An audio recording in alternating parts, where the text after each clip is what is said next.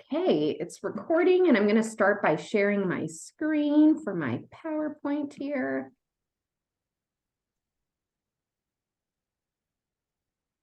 Can you see that, Shelley? I can. Yep. Okay, perfect.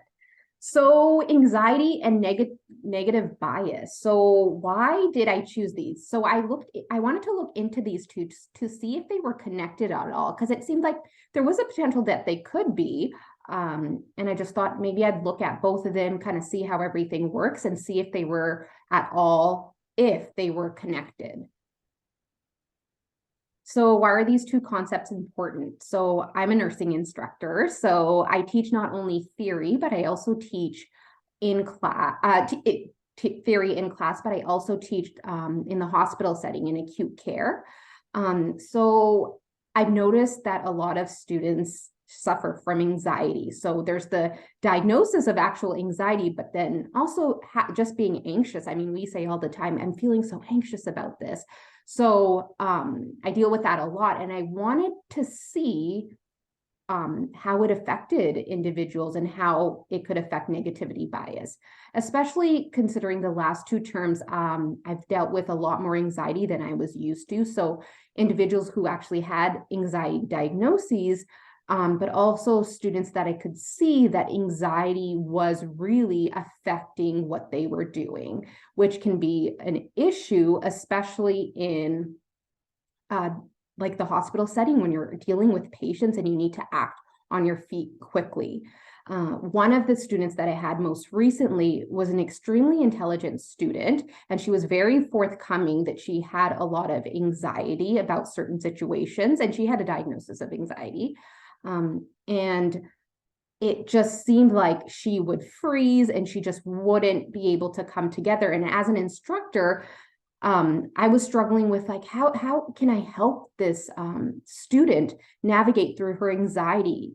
How could I ease her anxiety? How could I help her be successful in this course? So that kind of just happened. It just was happening in December. So that's why I decided to look at these two concepts together. So I'll start off with what is anxiety? I mean, we hear it all the time. So Medline Plus defines anxiety as a feeling of fear, dread, and uneasiness. It can cause you to sweat, feel restless, feel tense, have an increased heartbeat. And it also can affect your concentration. You can have trouble concentrating. You can feel weak or tired, and you can also panic, especially when we're in, again, going back to kind of where I teach in the hospital setting. The last thing you want to do is have anybody panic as well, too, when you're dealing with a tough situation or a patient that might not be doing well.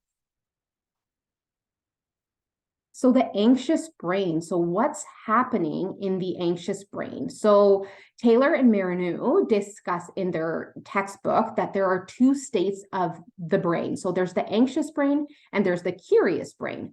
So the anxious brain responds to any threats that we may perceive. So this is when our body goes into that fight or flight response. It responds to the question of, what do I do to save myself? Like, how do I get out of this situation? The brain has to know what's happening. They focus on the potential danger and they try to react and kind of get away from that situation. What the brain thinks is that if I cannot get out of this situation, then something's going to happen. There's going to be some sort of extinction happening. And we always think of the negative consequences of what can happen. And the brain needs to be prepared to react. Gay describes that individuals who are in the state of anxiety, which they can be during tests or evaluations or any sort of where they have to be evaluated for their performance, the brain goes into overload. So they may not be able to see or hear correctly, resulting in them answering incorrectly or misunderstanding something. So essentially the brain goes into overdrive. It's working too hard. And they're not able to understand things appropriately. Initially, scientists had believed that a part of the brain, which is called the amygdala, was the center of our fear and our anxiety. And the scientists actually believed that those with anxiety had an overactive amygdala. So it seems pretty simple. There was like a cause and an effect. But recently, more studies have shown that now scientists believe that the anxiety is a result of a constant communication within different parts of the brain that they describe as the fear network. And it's many areas of the brain that cause a person to have anxiety. So not just the one part anymore. The brain, it splits into two parts. So there's the cognitive brain and there's the emotional brain. So the frontal lobe, where all our sensations and thoughts come together, is the cognitive brain. And the amygdala, which is located deep within the brain, is the emotional part of the brain. So this theory states that we only feel anxiety when signals from our emotional brain override our cognitive brain and into our consciousness.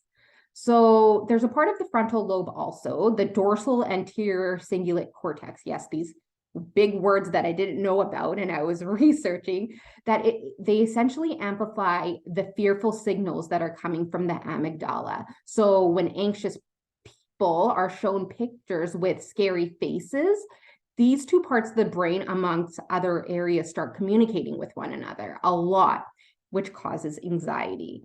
And those who don't have anxiety will show little to no response to these pictures that they're shown. And how would they know? How would they know what's communicating with what? Well, scientists use MRIs to see what parts of the brain become active when these individuals are experiencing anxiety. But they're still trying to work on how anxiety does affect the brain. So they have these theories, and this is kind of what they've come to the conclusion of, but it's still kind of a work in progress that they continue to keep researching as new things come about.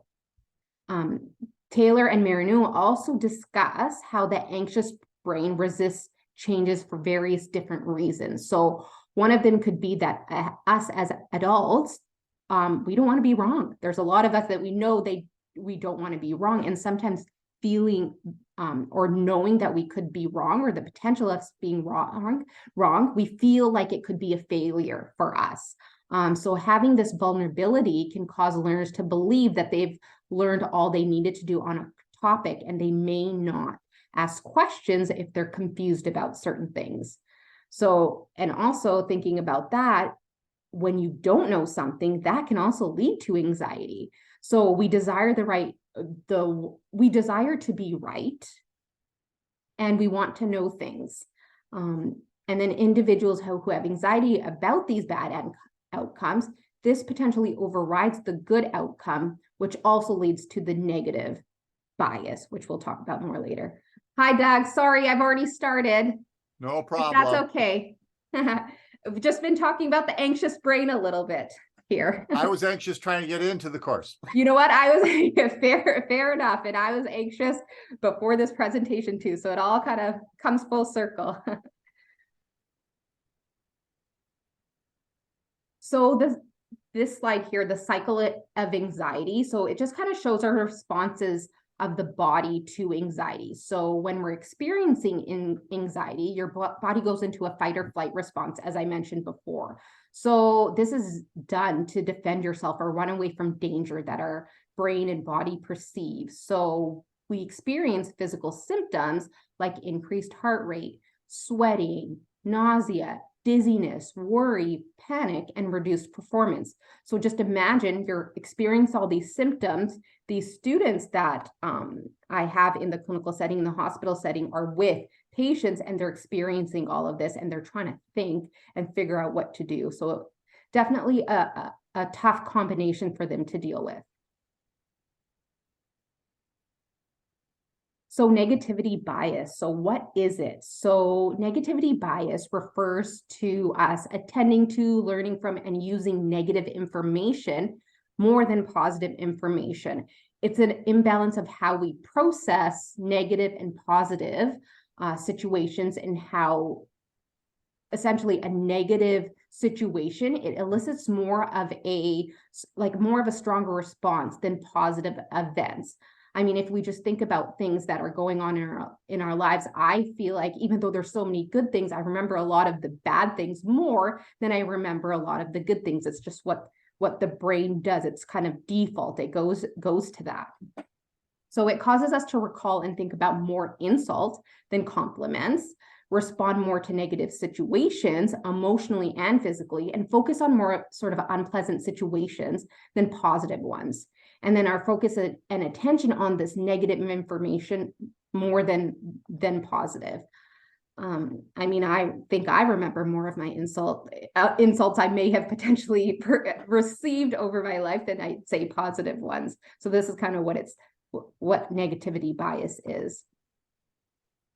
So negativity bias. So Taylor and Marino described the brain's most basic action is to go into self-preservation mode. So the brain is constantly on alert for any sort of threat that they may experience. So the brain endures this negativity bias, which means it's more likely to focus on the negative experiences than the positive.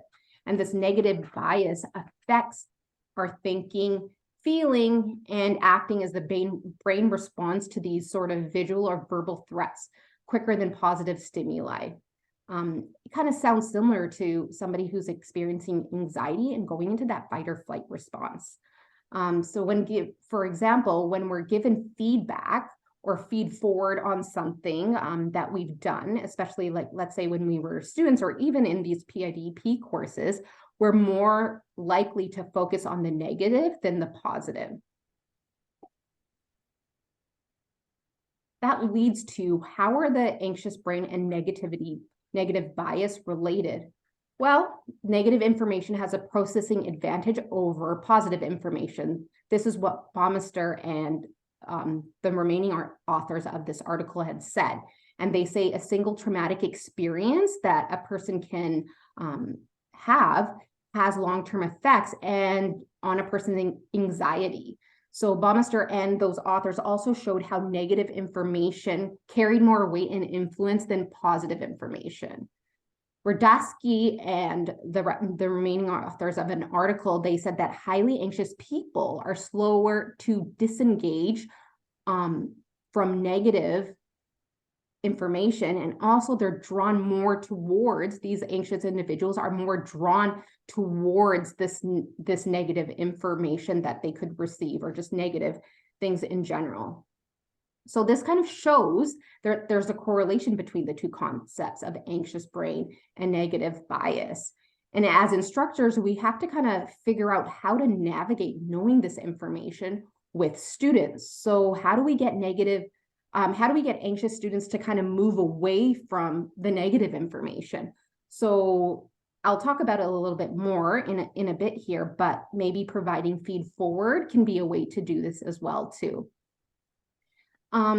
Another point that I had read about is that highly anxious people are faster to engage with negative information too. So they kind of streamline towards that. And Williams and authors suggested that negativity bias is central to the development and maintenance of anxiety. So the electrical brain activity has suggested that negative bias produces activation of fear. So it kind of goes with what I had mentioned earlier about the anxious brain and eliciting fear and there being a fear network. So it just kind of shows how, when I was thinking about these concepts, that they are definitely very related to one another, especially if negativity bias is central to the development and maintenance of anxiety.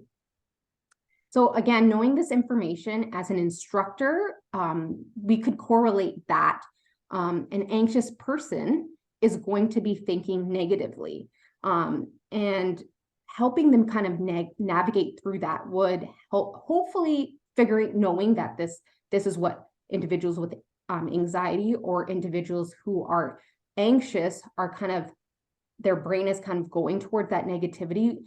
Maybe identifying and figuring out how to navigate that would be important for them. Which leads me to next, how do we help individuals or students with anxiety? So one of the things that we can do here is, this is kind of covering my stuff, is doing things like deep breathing exercises. That could be something that these individuals could do. So I'm thinking about, again, the situations with my nursing students. And if, let's say, they're experiencing this anxiety while doing a certain skill, or let's say when I ask them questions about something, instead of standing there and looking at them waiting for an answer, maybe asking them, I was like, you know what, I'll just take a step away from you. And maybe during that time, they can do these deep breathing exercises. Or when they're in the middle of the skill where they can't step away from the patient, just taking that minute, just being aware of that and saying, just take a minute, do some breathing, take some deep breaths, and hopefully that could kind of help ease their anxiety as much as we can in that situation. Relaxation exercises as well too could be something that we could help with. And let's say if we know a student has anxiety beforehand, this could be something that we could identify beforehand, so that if these situations occur, knowing what these relaxation exercises are that help them, and hopefully maybe trying to do that in the situation if we deem that it would help them, or they deem that it would help them. Behavior therapy is another one that could help students. So what this involves is students gradually being exposed to triggers that set off their anxiety. So let's say if it's a certain skill for students that causes them anxiety, maybe getting them to be exposed to that over and over again. What the brain does is that if you're exposed to these exposures over and over, what we can think about is, hey, this didn't lead to a negative response. This didn't lead to any sort of harm. And having the brain kind of focus on that, to think about that, hey, remember when I did that and nothing happened, nothing harmful happened to me. Maybe that would help navigate their anxiety as well too. Another thing is just being patient. I think sometimes in the situation when we're thinking about something that's going on, we might be rushing students, or we might be thinking about the next thing that we have to do. So just knowing that these students are anxious, just taking that step back to give them the time that they need to kind of navigate through their anxiety. Because I think if we're pressuring them a little bit as well too, it's only going to make their anxiety worse. Also, if a diagnosis of anxiety is made, some students may need to be on certain medications, like in the research that I did, antidepressants, because it showed that a lot of students who have anxiety, or a lot of individuals who have anxiety, it's linked to depression as well too. But that's another whole different topic. Okay. Oops. So how do we help students with negativity bias? Actually, you know what? I want to go back. Well, something I forgot to mention here. Again, this is very related to nursing students, but some of the research that I did too. So Frank and Billings and Halstead had stated that anxiety is actually very prevalent in nursing students, and studies had shown that many Canadian nursing students had high rates of anxiety. So many reported that they weren't sleeping that much. They felt like they didn't have a lot of time for other activities. And many of them had fears and anxiety over clinical practice. So being in that hospital setting, being with patients. So I feel like as instructors, knowing this information, we have to figure out, again, how we can help them through that. One of the things that was suggested was that maybe the faculty attend developmental workshops to help to figure out how to help minimize students' anxiety. Because I know the more students I come across, I feel like anxiety is becoming more and more prevalent with them as well too. So that could be something that I feel like maybe the faculty that I work with could be something that we could do.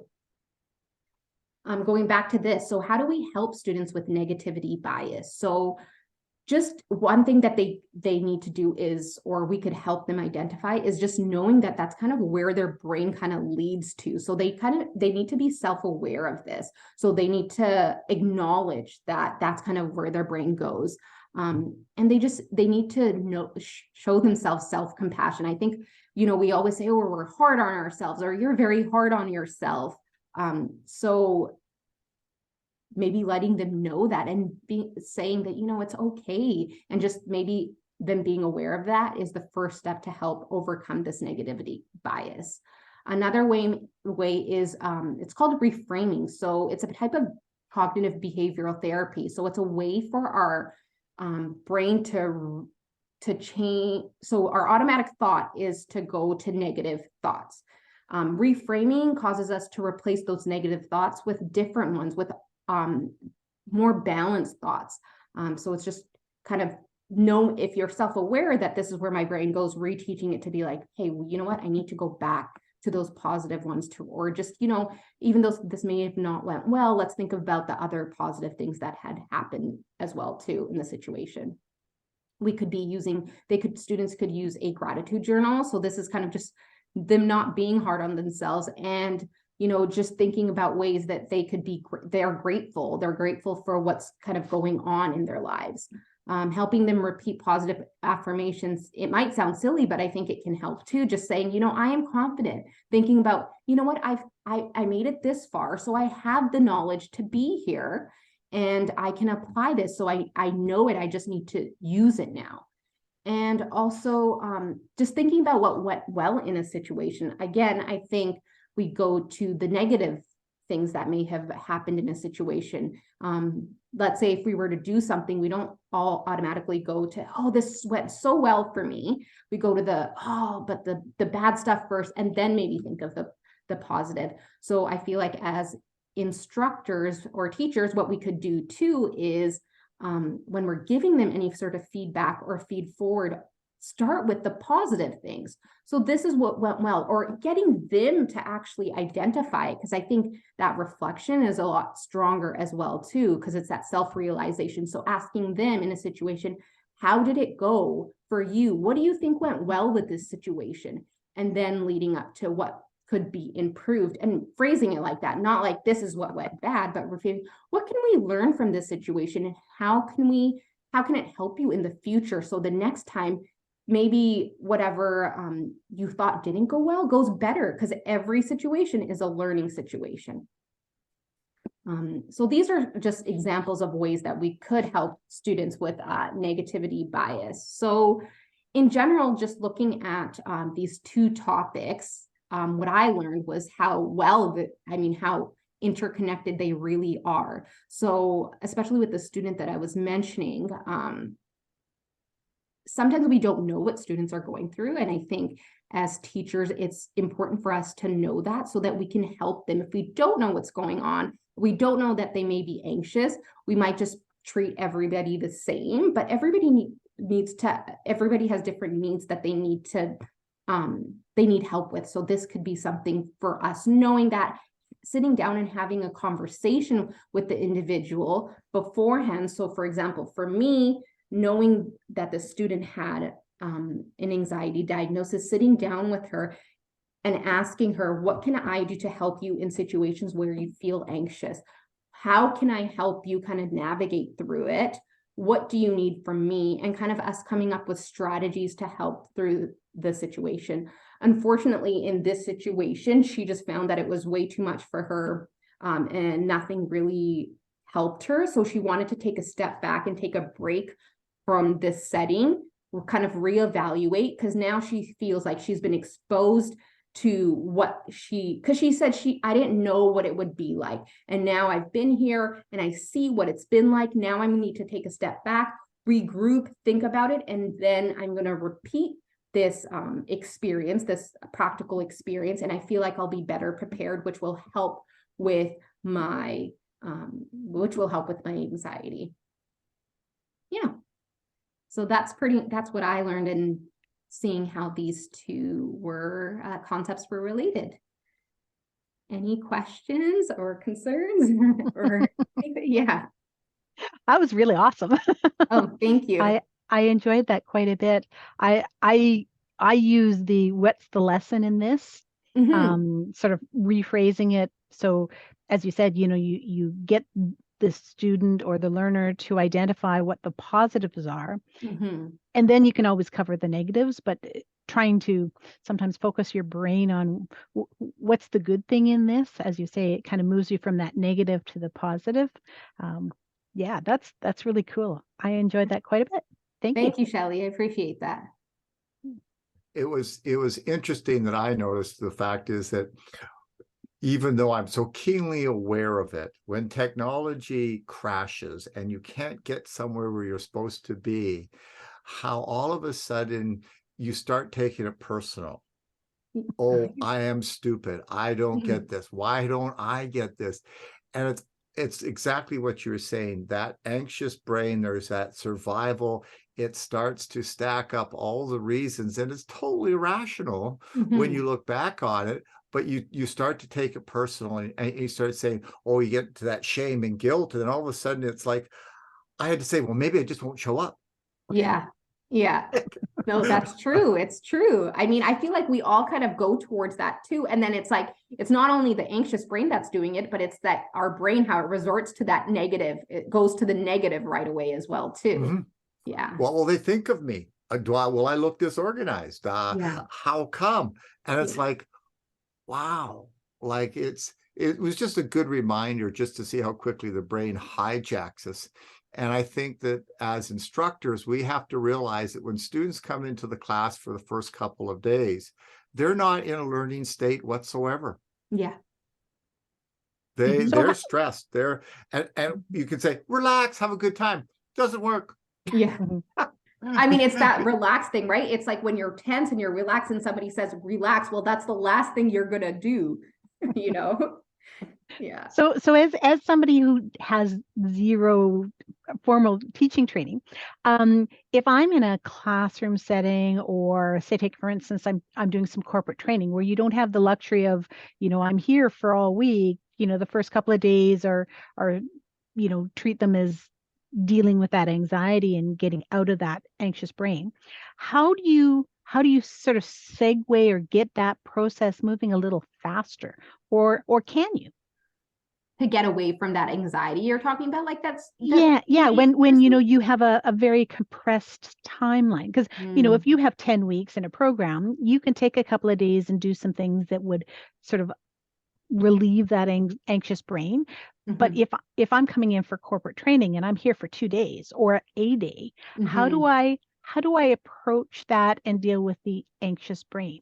Yeah, that's a great question. I mean, first of all, I think in that situation is that a lot of, especially that compressed time frame, not everybody knows about the anxious brain. So just us being aware of that in general and knowing that our brain, this is what it's doing, or other individuals might be experiencing that, is really good. So I think what we can do with that is maybe like just thinking about that from the beginning and seeing what we can do. So sometimes maybe we can bring about experiences about what happened in the past if we've had these situations, like these meetings. For example, one of the things that I think it said to what we could do about to ease our anxiety is to kind of reframe the way that we think, or thinking about the way, just telling the brain that there was no harm that was coming from this, or the end result. So maybe formulating a plan that, this is going to be a lot of information and these are the things that we're going to cover, but I'm going to tell you that you're going to end up getting to this area. Everybody will get to this part. This is what you will learn. It might seem like it's a far stretch to get to from the start to the finish, but you will get there. So hopefully that could help the brain think that, okay, well, there is going to be no threats to this then. That's where we're going to go. It might seem overwhelming at first, but if everybody's going to kind of get there and that's what they're going to teach me, or that's what I feel like I'm going to learn, then hopefully the anxious brain will kind of put those two together and get away from that fight or flight response. Does that make sense? Right. So basically address the elephant in the room. Say, exactly, you are going to be anxious, but don't worry, because we're all going to get here. Exactly. I think that would be a good way to kind of segue to that. Just being in general, just knowing that somebody that we have the anxious brain. Now, not everybody is going to have an anxious, like some people may deal with it better too. There's individuals who have actual anxiety, and then there's just the anxious brain that we know about. I mean, that can still be related too, but it wouldn't hurt individuals who don't have that anxiety to know about the plan too. just knowing the end result. This is where we're going to go, and we'll get there. And if along the way you have any questions, ask those questions, and addressing that. We're all here to learn, you know, we're only going to learn if you ask questions as well too. So it's taking away that fear of failure that I was discussing as well too, or, you know, the need for adults to always be right. We're not going to know all this information here, but we will get there and we'll learn about it. And if along the way something is confusing,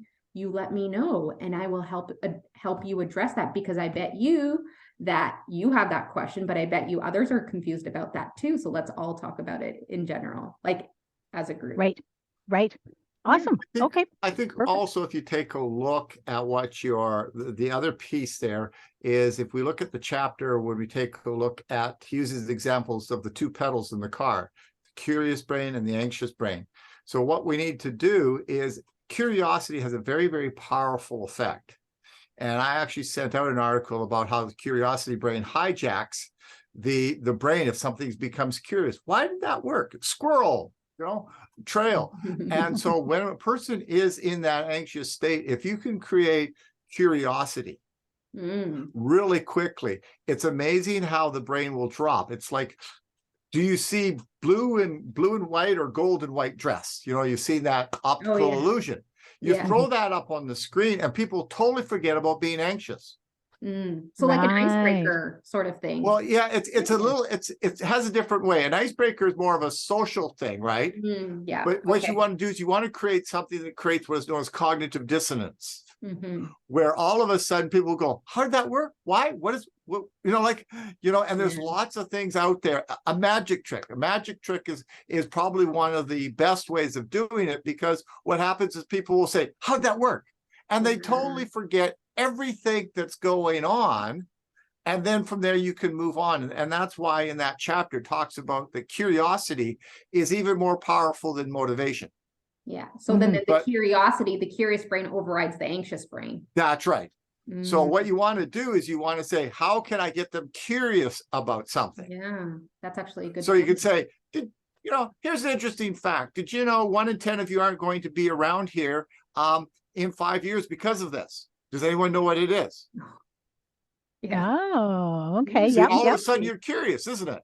Yeah. What is it? What is he talking about? It's, you know, and so then you can say, oh, it's, you know, it's falling off your ladder because you changed your light bulbs or something, whatever. Yeah. But what it is, it's just like, you know. Yeah. No, that's like what, you know, and it could be a medical fact, it could be a historical fact, but it's just like curiosity, you know, like, wow. How many times have you heard the expression blue moon? And yet we use it and we don't know what it means. Yeah. Yeah. Does anyone have an idea what blue moon means? Well, all of a sudden people now are curious. Well, it's not really an icebreaker, but you're throwing out a piece of information that people go, I've never known that before. You want to figure it out. And that's actually part of, you know, I was talking about adults wanting to be right. So it's like that curiosity. And then I need to know this, you know, to understand it as well too. Yeah. Like Shelley and I were talking a couple of days ago. And I said to her, what's the opposite of remember? She said, forget. I said, nope. Not remembering? I don't know. But you see your reaction? Yeah. You see your reaction? You threw yourself back and you said, oh, I don't, that's what I thought it was. You know, I would think the same thing too, Shelley, not forgetful. Yeah. So that becomes the point there when we say, well, the opposite of remember is dismember. So now all of a sudden, now you're starting to listen, and everything you were thinking about is totally gone. So using, and that's something that can happen really quick. The brain has the ability to find something. So if either it's going to be stressed or it's curious about something. And you recognize that they are stressed. But if you can use something that's curious about, the brain will drop the stress because it's curious. The curious brain will override the anxious brain. So that's our something goal. As small as that. Yeah. Okay. That's good to know. Thinking of now about my next class and how I'm going to do that. But I mean, it's these little things that you can use, that you have your little bag of tricks. and the brain becomes highly engaged. But it was interesting when looking at your reaction when I said what it was, you just sort of threw yourself back. Wow, that's kind of cool. Like Yeah. that was an Yeah. involuntary response that you had no control over, but the brain was in control of that because it wanted to express disbelief. Yeah. True. Mhm. So I hijacked your brain. Yeah. You did. So those are the things that you need to be able to take a look at Yeah. and say, and I've started to use those now because if you get back to Shelley's question, there's a compressed time. We don't have time to unpack the stress. We have to realize that that anxiousness is going to be there. But if I can get you thinking about something else, and I love learning from early childhood educators, Mhm. little kids, you distract them and they follow you. Mhm. Mm-hmm. There's not much difference. So Shelley, just learn to distract them. Okay. All right. That's Yeah. good. Think about that. But you could yell and say, don't be stressed. You could do this. You could do that. That's that just adds to it. Mhm. Yeah. But get them to use that curiosity. Throw them off scent. Get them distracted, and they'll go, "Oh, bright shiny thing. I like bright shiny things." Yeah. Mm-hmm. Yeah. I mean, it's simple. They always say that, distract them. Yeah. And it seems so simple. It Yeah. is, I guess. Well, that's because early childhood educators have to know how the brain works far more than adults. Mhm. Mhm. Yeah. And I learned more watching early childhood educators than any adult educator, Mhm. because they have to really use, because that brain is still forming. And so they're really having a chance to, oh, how does distraction works? And then I started watching them saying, I could do the same thing in my class. Yeah. I mean, if you take a look, magicians and comedians are the masters of distraction. Mhm. When you look at it, you will sit and you will watch a comedian for an hour, and you're passive, Mhm.